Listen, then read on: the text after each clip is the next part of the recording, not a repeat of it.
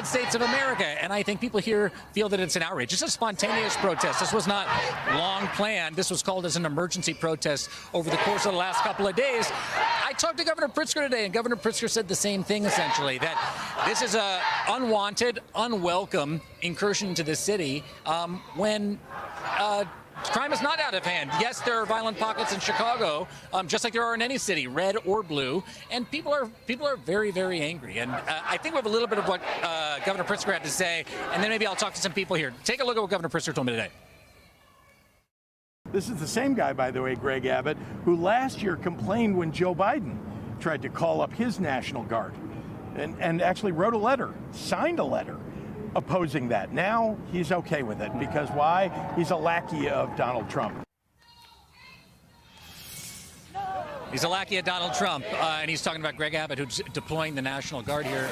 Let's see if we can talk to some people real quick. Can I ask you a quick question? We're live on MSNBC, and also the Cubbies are playing tonight. Instead of being out for the Cubbies, you're here at the protest. What brings you out here? Let's walk in. We'll talk. ICE is not welcome here. The National Guard is not welcome here. Crime is under control. Military occupation doesn't make our city safer. Resources and investment in community makes our city safer. And my family left Eastern Europe because of the pogroms, so I think community and collectivism would have helped at that time, so I think it's my job to protect other immigrants here. What's your name? Bree Kramer. It's nice to meet you, Bree. I'm Jacob. It's nice to meet you. Thanks so much. That's just one viewpoint, guys. But literally, I'm not very good at estimating crowds, but this is a big crowd, and they are marching down Michigan Avenue. They just started to go on the move. Every sign tells a story. Hands Off Chicago is one that I'm looking at right now. People are not happy that Donald Trump and his federal agents have come here, and that the National Guard is staging outside of the city of Chicago and potentially coming in here as soon as tomorrow. You know, Mary, can you just respond to what we're seeing in these images from Jacob? I have actually been very disturbed by all of this because I think that the deployment of troops is not about keeping people safe.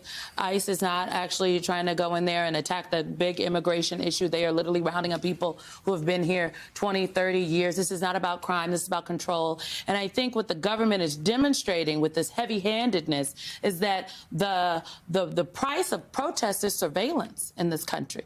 They are trying to intimidate people by these shows of force. And the people in the streets of Chicago tonight are pushing back. Yeah, and I have to say that young woman was incredibly well-spoken about what is at stake here. I could not have said it better myself. And Judge Immergut in Portland, in her issuing her temporary restraining order over the weekend against the federalization of the National Guard in Portland, she said this is a country of constitutional law, not martial law. And, you know, what we're seeing is very much against our whole history and tradition of a separation between our military and our domestic law enforcement.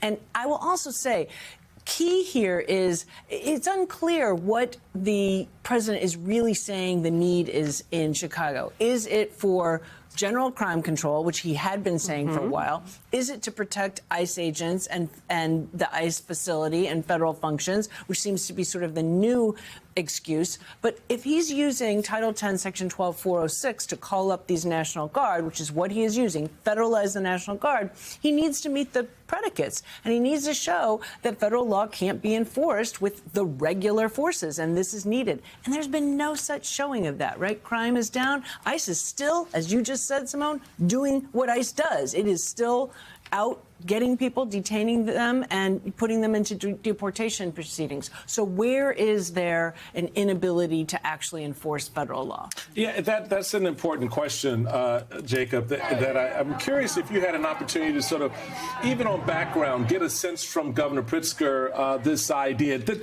there's no legal basis. This is a violation of the 10th Amendment on its face, just the sovereignty of individual states. Then we get into the individual rights of the citizens under the 14th, 5th Amendment, et cetera.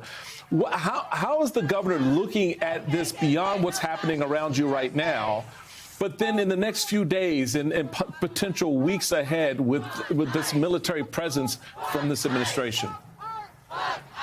I think that we have to check against the transcript of what he said to me today, but I recall him saying something about, in essence, he doesn't believe that the President of the United States respects the Constitution. So everything you just mentioned, Michael Steele, doesn't, I think, in Governor Pritzker's estimation, it's not something that Donald Trump is concerned about.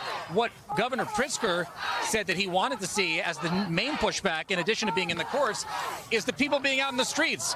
Let me see if I can get someone else. Pardon me. Can I ask you a quick question? We're live on. Okay, she doesn't want to say hi. Let me ask her here.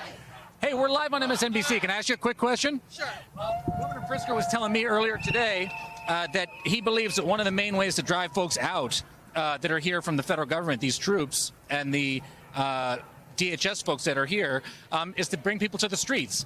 Is that why you came out? Because you believe that by you guys being out here, it'll force them out of Chicago? I think it's one of the mechanisms we're going to have to use. Let's get a better sense of what's going on in Chicago from MSNBC senior political and national correspondent Jacob Soboroff. So, Jacob, that sound we just played from Governor Pritzker was from your interview with him yesterday. Tell us more about that and what is happening there today. I think you guys are right. Look, whether or not he wants to run for president of the United States, he is reflecting a real deep anger and I think disgust from a lot of the people here in Chicago at the images that you guys are talking about. So I'm going to play a couple things for you. One is a woman I met last night on Michigan Avenue here, and it ended up right outside the Trump building, which is over my shoulder.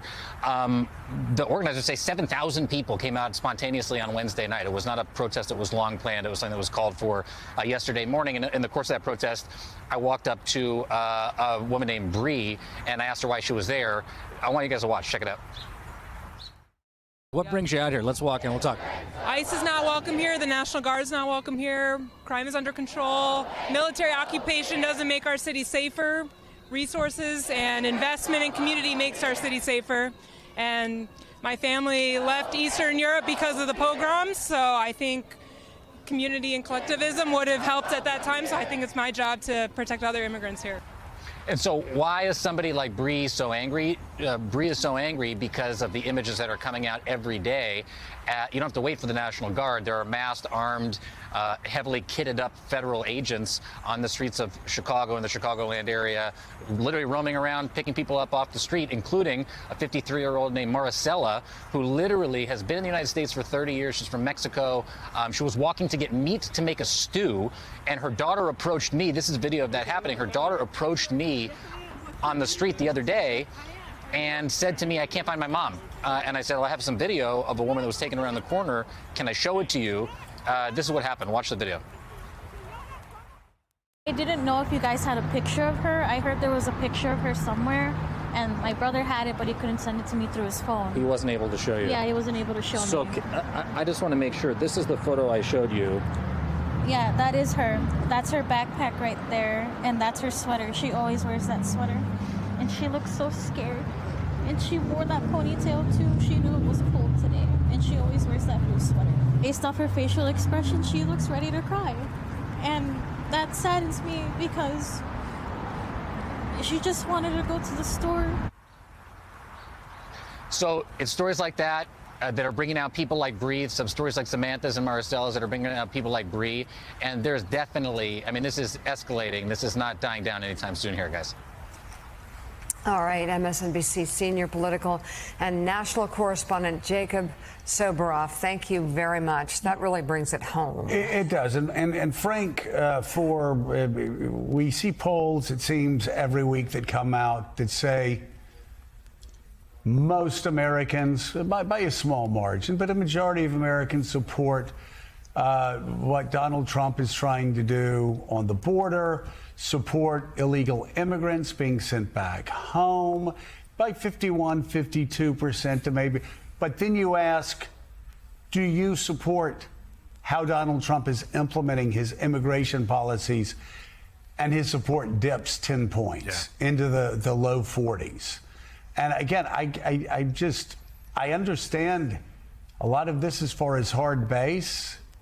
Right. But it is deeply offensive to a lot of people who voted for him, who again, he promised he was going to do this. I'm not exactly sure what Joe Rogan and Andrew Schultz and all of these podcasting bros thought they were getting when the guy said there were going to be bloody deportations. But still, there are, beyond them, a lot of Americans who are just shocked by this. And I don't understand the political upside unless you just want to play to your really hardcore 40%.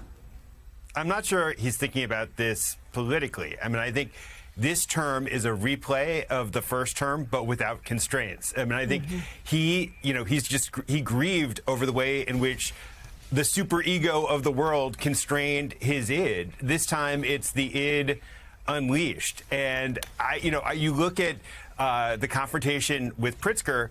Trump wants this. This is all by design. You look at the way that Chicago is on the brink of combusting. That's his dream. I think that he looks back at the 2020 protest, the George Floyd protest, and he kind of is aching. He has ache over the fact that he didn't repress harder, that there was this chance to have this big confrontation with the left, and he didn't take advantage of it. And I think this time it's going to happen.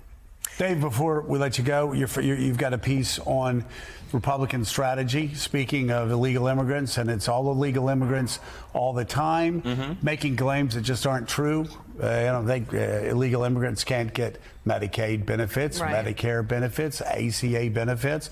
There's a small slice of the Medicaid budget that goes to emergency services, 0.4%.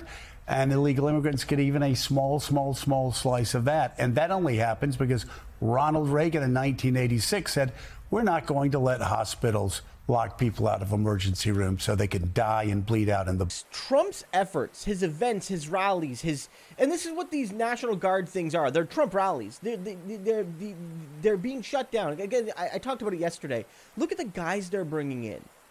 They don't look like men in fighting shape, do they, right? Like, for all the whining and moaning that Pete Hegseth had about how, we got to get the military tough and lean again. We need to amp up physical standards because the generals are too heavy and there's too many women and the women are too weak to be in the military. I'm not agreeing with that. I'm just parroting Hegseth's talking points. And look at the losers they're bringing in here, right? You know, there's no difference between how the National Guard in cities like Chicago looks and the Trump rally, except what they're wearing. They took off the MAGA hats in some cases, and they're wearing camo, right? And yet the people are standing up. Look at the protests, guys. The people, look, I'm sure some of them are afraid because, this madman will do anything to hold on to power. But, despite a legitimate fear of what Donald Trump has done, is doing, and may well do, the people are out there. This was what Trump did not expect. Again, remember, I talked about this. The first Trump term, everyone was shocked into it, even Trump. He did not expect to win in 2016. And so when he won, people were like, oh my God, this is insane. We got to do something. The second time, people weren't shocked. Because while they were hopeful Kamala would win, the polling indicated for most of that election, especially before Kamala joined, that Trump was on pace to win. And there was always a chance he was going to win. And so when he did, people were tired. There was a worry that they would give up and let Trump do what he wants for 4 years. And maybe start fighting back at some point in the future. Well, they only took a couple weeks. People took a couple weeks off. But why? When Trump came back in, people started protesting immediately. Because the American people will not put up with tyranny. At least I hope they won't. And they certainly won't in some of the bluest cities in the country.